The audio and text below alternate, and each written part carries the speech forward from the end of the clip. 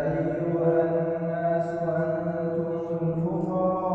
الفقراء إلى الله والله هو الغني الحميد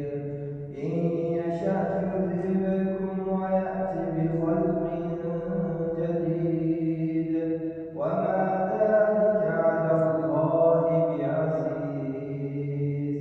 ولا تزر وازرة وزر أخرى وإن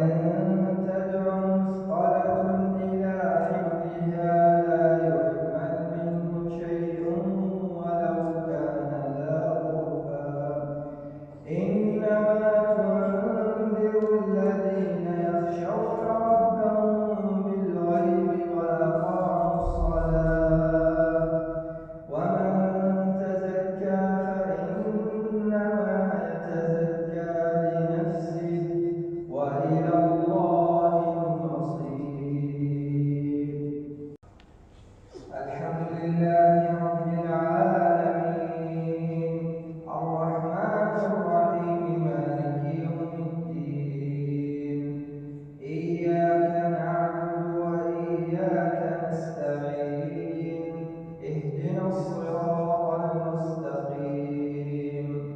صراط الذين أنعمت عليهم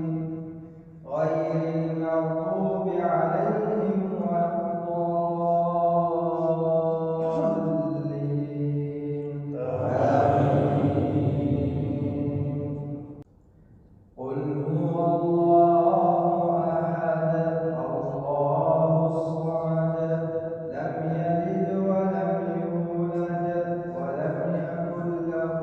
كفوا أحد. Thanks for watching. Don't forget to like, comment, share and subscribe to Al Wahid channel.